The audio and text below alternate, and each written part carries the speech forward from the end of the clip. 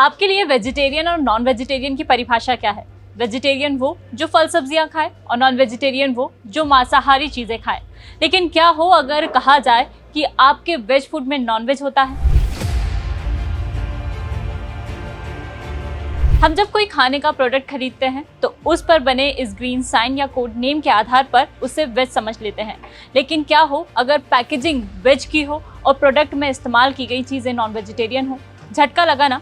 इसी समस्या को लेकर दिल्ली हाई कोर्ट ने फूड बिजनेस ऑपरेटर्स को निर्देश दिया है। साथ ही खाने की चीजों में जो भी इस्तेमाल हुआ है उसकी स्पष्ट जानकारी देने को कहा है। कोर्ट गैर सरकारी संस्था राम गौरक्षा दल की याचिका पर सुनवाई कर रही थी। कोर्ट ने फूड ऑपरेटर्स को food safety and standard regulation 2011 को सख्ती से मानने का निर्देश दिया है। कोर्ट ने कहा, ऐसी किसी भी सामग्री का उपयोग जिसका सोर्स जानवर हो, फिर चाहे उस सामग्री का प्रतिशत जितना भी हो, इससे बनी खाने की चीज को नॉन वेजिटेरियन माना जाएगा। साथ ही हर व्यक्ति को ये जानने का अधिकार है कि वो क्या खा रहा है। किसी भी व्यक्ति की थाली में छल या छिपाकर कुछ भी नहीं परोसा जा सकता।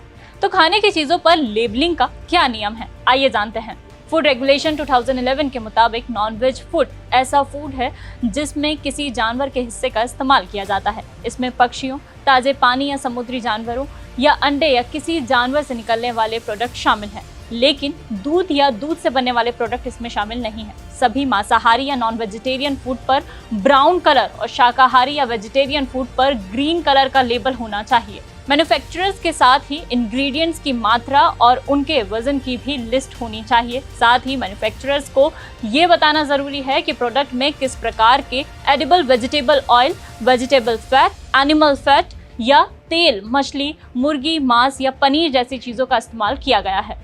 कानून में बहुत ही स्पष्ट तौर पर कहा गया है कि मैन्युफैक्चरर ये बताएं कि कौन से फूड वेजिटेरियन हैं और कौन से नॉन वेजिटेरियन हैं। लेकिन कोर्ट के अनुसार कुछ फूड बिजनेस ऑपरेटर्स रेगुलेशन के उस नियम का गलत फायदा उठा रहे हैं, खासकर कि उनका जिसमें खाने की चीजों की मैन्युफैक्चरिंग या प्रोडक्शन के लिए इस्तेमाल होने वाले इंग्रेडिएंट्स के सोर्स को बताने की बाध्यता नहीं है।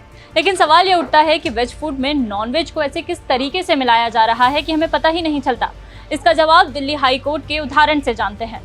इंस्टेंट नूडल्स और पोटैटो चिप्स में फूड एक्टिव केमिकल डाइसोडियम इंसोनाइट का इस्तेमाल किया जाता है। केमिकल को व्यावसायिक रूप से मांस या मछली से तैयार किया जाता है। यह आमतौर पर सुअर की चर्बी से प्राप्त होता है।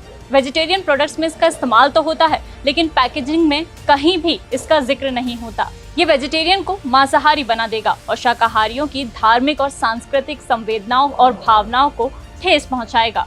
कोर्ट ने एफएसएसआई को सुनवाई की अगली तारीख 31 जनवरी से पहले इन निर्देशों के अनुपालन की रिपोर्ट दाखिल करने का निर्देश दिया है। नियमों का उल्लंघन होने पर फूड ऑपरेटर्स के खिलाफ सख्त कानूनी कार्रवाई की जाएगी। तो ये थी आपके वेज फूड में मिले नॉन वेज से जुड़ी सारी जानकारी। ऐसी ही खबरों के लिए जुड़े रहिए दैनिक भास्कर ऐप पर। शेयर और डाउनलोड करें दैनिक भास्कर ऐप।